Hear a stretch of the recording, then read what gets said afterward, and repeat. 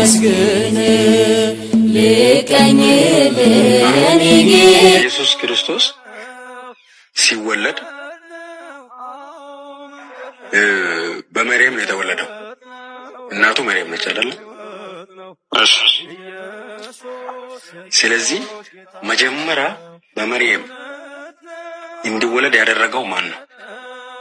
ቁርአን ላይ አለ። ለምሳሌ በመርየም ላይ እንደሚወለድ ያለው ነገር በቃ እናቱም እሱ እንደሆነች ያለ አባት እንደምትወልድ ምናምን ነገር በቃ ነግሯት ወላ በኋላ ደግሞ ከተወለደ በኋላ እንዴት ፈጣሪ ሊሆን ይችላል?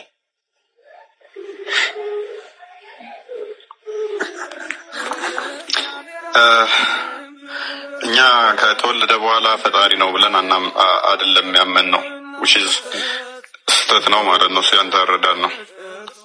ከተወለደ በኋላ ፈጣሪ አድርገ ነው ፈጣሪ ነው ብለን አይደለም ያመን ነው። ይሰማል አቡ? ይሰማል። ያ አንተ የምታውቀው ከተወለደ በኋላ እኔ ያለውኝ ከዛ እኔ እወለዳለሁ ከመወለዴ በፊት አልነበርኩም አይደለ? ከመወለዴ በፊት አልነበርኩም። እኔም ፈጣሪ አድርገው ያዙ ከተወለድኩ በኋላ ማለት ነው። ልክ ኢየሱስም አስቀድሞ ያልነበረ ልክ ተማርያም ወለደችው ሊትራል እንደዚህ ሰው ብቻ የሆነ ከዛ በኋላ እሱ ፈጣሪ ብለን ምናመልክ ነው ብለን የምትረዳው እንደዛ ነው። እንደዛኛ እናምንም። እሱ አሁን ሙስሊሞቹ በተሳሳተ ሁኔታ መስጊድ ውስጥ የሚነግሯቸውና ቁርአኑ ላይ ያለው እንደዛ አይደለም። አክቹአሊ ኡስታዞቹ በተሳሳተ ሁኔታ ስለሚነግሯቸው እንደዛ ብለው ኢየሱስ በስጋ የተገለጠ አምላክ ነው። በስጋ የተገለጠ አምላክ እንጂ እንደኔ እና እንዳንተ ሰው ብቻ አይደለም፣ አምላክም ነው። ሰው አምላክ እንደመሆኑ ያ የያዘውን ስጋ እንኳን የፈጠረው እሱ ነው። አስቀድሞ በቃልነት ነበረ። ሉክ ቃል ነበረ። ያ ቃል ደግሞ ሁሉን የፈጠረ ሁሉን ያስገኘ ነው። ቃል ደግሞ መለኮት ነው። በሁሉ የሞላ በሁሉ ያለ ነው። ያ የማይወሰነው ቃል በሁሉ የሞላው በሁሉ ያለ ሁሉን የፈጠረው በስጋ ተገለጠ። ከማርያም ስጋና ደምን ተካፈለና በዛ በስጋ ውስጥ መለኮት በሙላት ተገልጦ ሰው ተብሎ ተወለደ ማለት ነው። ሰውም ተባለ፣ ኢየሱስም ተባለ። ኢየሱስ ስግው ቃል ማለት ነው። አካላዊ ቃል በስጋ ተገለጠ ማለት ነው። ያ ቃል ደግሞ ምንድነው? ፈጣሪ ነው እንጂ ፍጡር አይደለም። ቃል ደግሞ ሰማይና ምድር ሳይኖሩ በፊት የነበረ ሁሉን ካለመኖር ወደ መኖር ያመጣ ነው። ስለዚህ ያንን ስጋውን ራሱ የፈጠረው ራሱ ነው። ራሱ ፈጥሮ ስጋውን ተዋሃደበት። መለኮት በስጋው ተገለጠ ማለት ነው።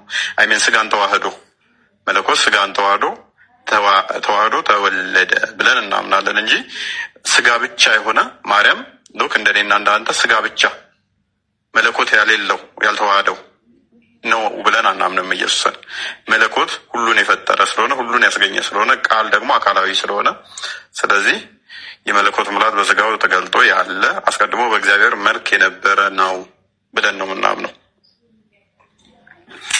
አቡ ሜቢ የተወሰነ ገብተዋል ያልኩት ሰምተኛል?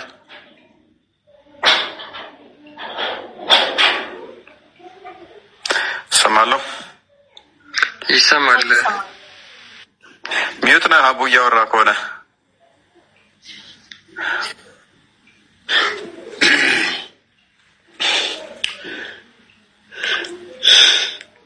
እና እንደዛ ነው የምትለው።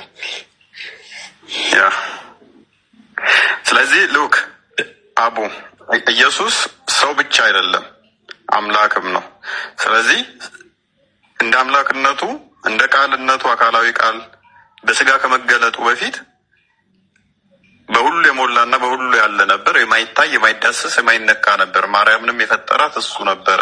ነገር ግን ማርያምን ከፈጠረ በኋላ ከእርሷ ደግሞ ራሱ ክርስቶስ ቃል ማለት ነው። ክርስቶስ ክርስቶስ ማለት ኢየሱስ የወለው ስንል ማርያም አለች። ማርያም ከተወለደች በኋላ የተሰጠው ስም ነው ስግው ቃል በስጋ የተገለጠ ማለት ነው። ያ ቃል ደግሞ ማርያምንም የፈጠራት ነው። ቃል ደግሞ አካላዊ ነው። የፈጣሪ ቃል ለምሳሌ ያላ ቃል አለ ብላችሁ ታምናላችሁ አይደል? እናንተ ያላ ቃል ፍጡር አይደለም። ቁርአን ለምሳሌ ከላም አላህ ነው ብላችሁ ታምናላችሁ። ቃል ደግሞ ሁሉም መፍጠር መፍጠር የሚችል ነው ብላችሁ ታምናላችሁ። እኛ ደግሞ ቃል አካላዊ ነው ዘሩ ቃል አይደለም ብለን እናምናለን። ያ ቃል ደግሞ ሁሉን የፈጠረው ሁሉን ያስገኘ ነው ብለን እናምናለን። ያ ቃል ሁሉን የፈጠረው ሁሉን ያስገኘው በስጋ ተገለጠ። እናንተ ያ የአላህ ቃል ቁርአን ነው፣ ቁርአን ደግሞ ይታያል፣ ይነካል፣ ይዳሰሳል፣ ነገር ግን ፍጡር አይደለም ብላችሁ ታምናላችሁ።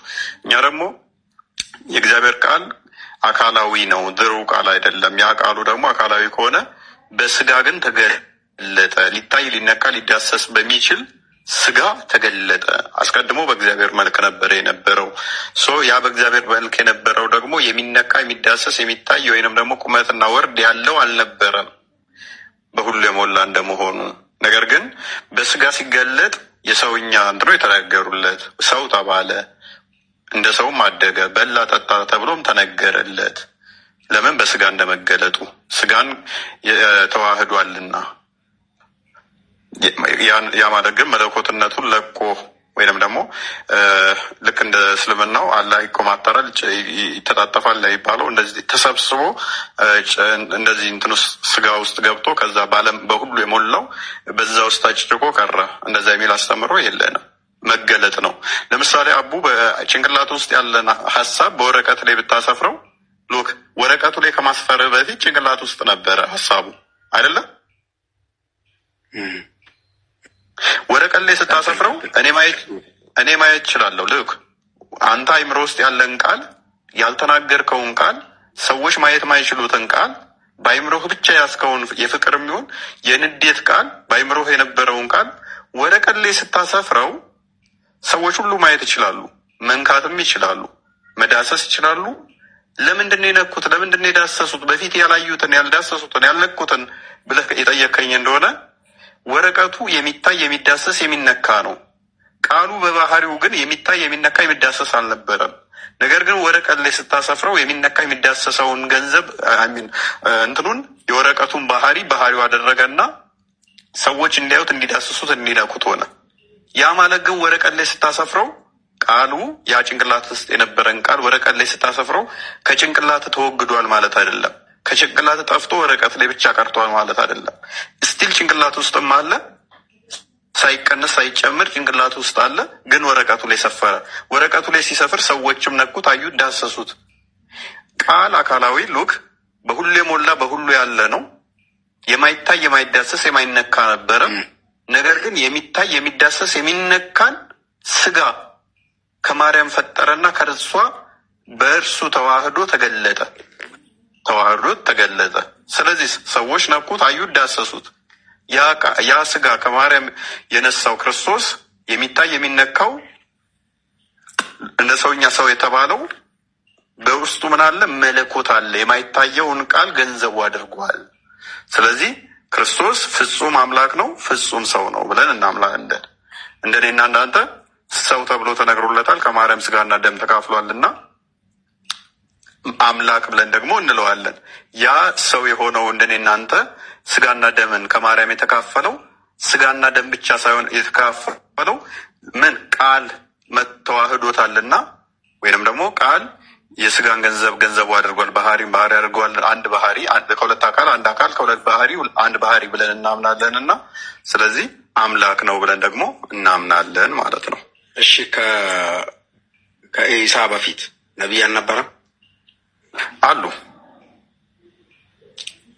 እሺ ምንኛ ነው? እሺ ቀጥል።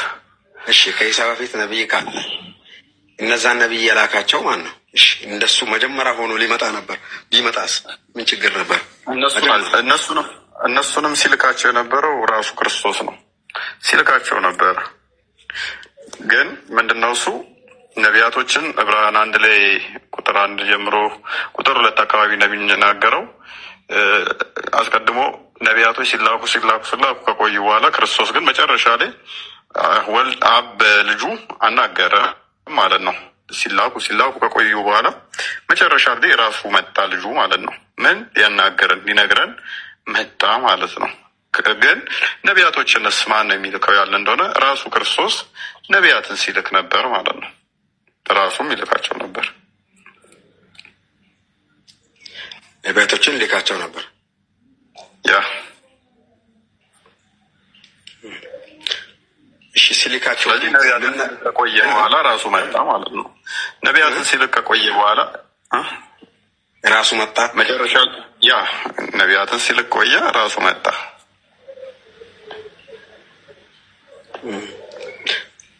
እሺ ራሱ ከመጣ በኋላ መጣ። እሺ ከመጣ በኋላ ለምሳሌ ተገርፏል፣ በጣም ተሰቃይቷል አይደለ? እሺ እሺ አምላክ ከሆነ እንዴት ሊሰቃይ ይቻለ? ለምሳሌ ትክክል በቃ ማስተማር ይችል ነበር። የፈለግኩት ለምን ተሰቃየ? ለምን ያን ሁላ ሲቃይ እንትን አለ? ለምን ተሰቀለ? ለምን ተገረፈ? ኦኬ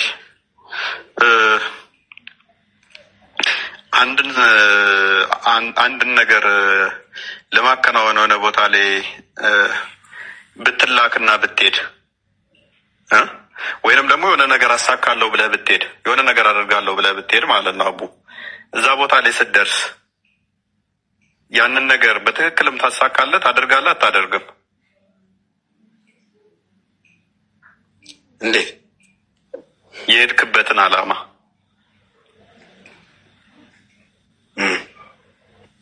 ታሟላለህ አይደለ? ሄደህ ለምሳሌ ለሆነ ሰው ዋስ ልትሆነው ሄድክ፣ እስር ቤት ሄድክ፣ ፍርድ ቤት ነጻ ልታወጣው የታሰረን ወዳጅህን ዘመድህን ሊሆን ይችላል። ሄድኩ።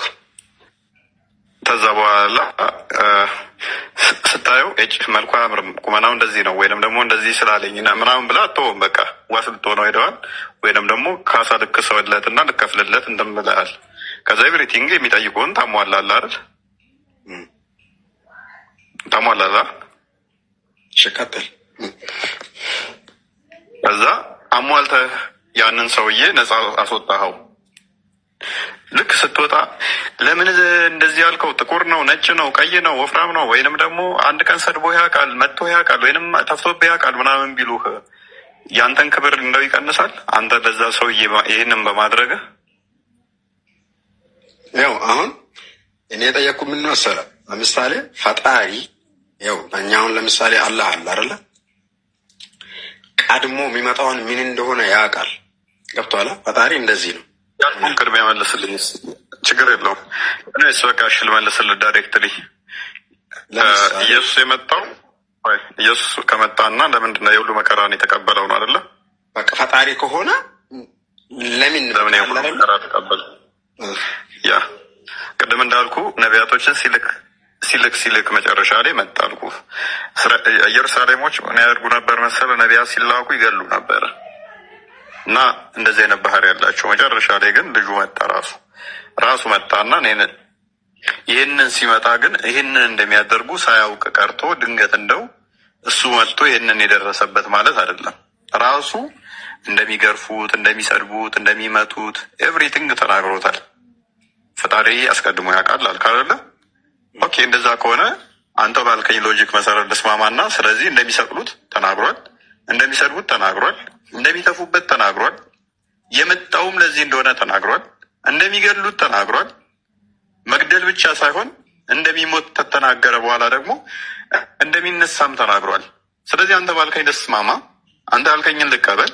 ፈጣሪ አስቀድሞ ያውቃል። በማወቁም ምክንያት ደግሞ እርሱ ልብ በል እርሱ ይሄ ሁሉ እንደሚመጣበት ይሄ ሁሉ እንደሚሆንበት